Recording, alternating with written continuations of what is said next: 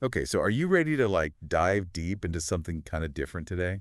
Always up for a deep dive, especially when it involves, love and relationships. Right. So today we're all about Venus signs. And just to be clear, we're not talking about the actual planet Venus. Oh, no. We're talking about your Venus sign in astrology. Yeah, it's like this whole other layer of understanding, yourself and how you approach love. It's true. And I think a lot of people are familiar with their sun sign, their basic zodiac sign. Right, like I'm a Gemini. But your Venus sign goes deeper. It reveals how you express love, what you find attractive, how you flirt, even how you deal with breakups. So it's like a whole different side to your astrological personality. Exactly. And the cool thing is you don't have to be like a hardcore astrology buff to grasp this stuff. Right. It's all about gaining insights into those relationship patterns that we all have. Exactly. All right, so for this deep dive, we're looking at this fascinating piece called Your Venus Sign Explained. How you flirt, love, and ghost. Catchy title, right? Yeah, and it really breaks it down in a way that's super accessible. So let's jump right into it. So first things first, can we just like define what a Venus sign actually is? Sure. So basically, in astrology, each planet rules certain aspects of our lives. Okay. And Venus is the planet associated with love, beauty, pleasure, harmony, all those good things. So Venus is like the love planet. Exactly. And your Venus sign represents how those Venusian energies express themselves in you specifically. Gotcha. So it's not just about, being romantic. It's like a whole blueprint for how you approach relationships. Exactly. And it can offer some pretty amazing insights into like why you're drawn to certain types of people. Or why you act a certain way when you're falling in love. Exactly. Okay, so I'm dying to know, like, how do we actually figure out our Venus sign? Is it like super complicated calculations? It's actually pretty straightforward. You just need your birth date, time, and location, and then you can plug it into a birth chart calculator online. Oh, okay. So much easier than I thought. Yeah, there are tons of free resources out there. Awesome. So once we know our Venus sign, then what? Then the fun begins. We start to uncover those hidden patterns and preferences. Like, for example, I know my Venus sign is in Libra.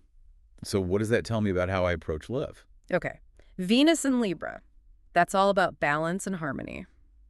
Makes sense. Libras are known for being, the peacemakers. Exactly. So with Venus in Libra, you likely crave partnerships that feel equal and fair. Yeah, I definitely value that sense of equilibrium in my relationships. You're probably drawn to people who are charming, diplomatic, aesthetically pleasing. Oh, that's so true. Yeah. I do have a thing for people who are well-spoken and put together. And when it comes to expressing love, Libras tend to be thoughtful and considerate. Yeah, I'm definitely a big believer in grand romantic gestures, like surprise days and thoughtful gifts. See, it all connects. That's so cool. Yeah. So how about flirting? Does my Libra Venus make me like a super flirt? Well, Libras are naturally charming, so you probably have a grace about you when you flirt. Okay. But it's not about like being aggressive or over the top. It's more about creating a genuine connection, finding common ground. Yeah, I'm definitely more about subtle hints and playful banter. Exactly. So like you wouldn't be one to just walk up to someone and be like, "Hey, I like you." No, way too direct for me. Right. That's not really the Libra style. Okay, so we've talked about the lovey-dovey stuff, but this article also mentions ghosting, Mm. which is kind of a bummer topic. Yeah, but it's real. And, everyone's experienced it at some point. Sadly true. So how does our Venus sign play into how we handle ghosting? Well, it's not like your Venus sign determines whether or not you'll ghost someone. Right. But it can influence how you deal with conflict or distance in a relationship. Oh, I see. For example, someone with Venus in Libra might avoid confrontation. Oh, no. That's me. They might just like fade away rather than having a difficult conversation. Oh, gosh.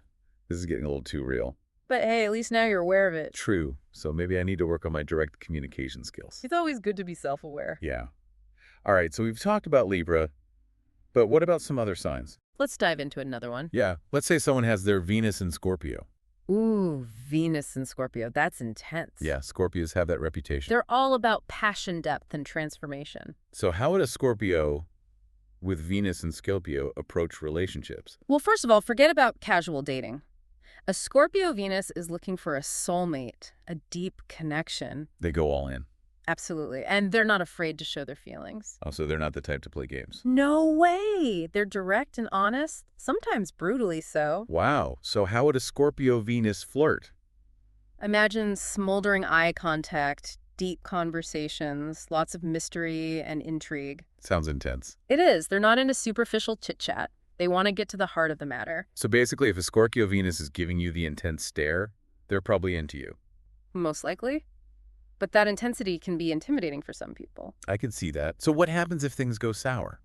Are Scorpio Venuses more likely to ghost? It's tricky because Scorpios can hold on to emotions very intensely. Oh, so they might disappear rather than face the pain of a breakup. It's possible, but again, we're talking tendencies, not absolutes. Right. Every Scorpio is different. Exactly. And everyone has their own unique way of coping with heartbreak. Okay, so this is fascinating stuff, but it's a lot to take in. Yeah, we've covered a lot of ground. I'm starting to see how knowing about Venus signs could be like a game changer in relationships. It really can. It adds this whole other layer of understanding and empathy.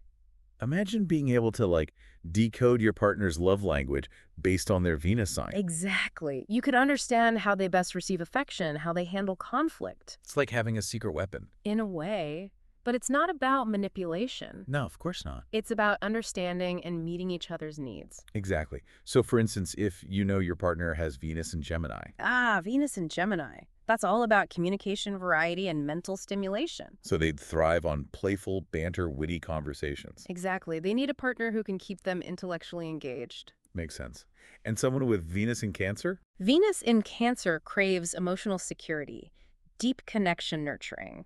So they'd appreciate gestures that show you care, like cooking them dinner, or just being a good listener. Exactly. It's all about those heartfelt expressions of love. So basically, by understanding Venus signs, we can create more fulfilling and harmonious relationships. Absolutely. And it's not just limited to romantic relationships. Oh, yeah. How so? You can apply this knowledge to your friendships, family dynamics, even work relationships. So Venus signs can help us understand anyone we have a connection with. Exactly. It's about recognizing those individual needs and preferences. Wow. This is mind-blowing. I'm definitely going to go back and reread that Your Venus Sign Explained article. It's a great resource. And I'm curious to dive deeper into my own Venus sign and see what else I can learn. I highly recommend it. The more you understand yourself, the better equipped you are to navigate all kinds of relationships. So true.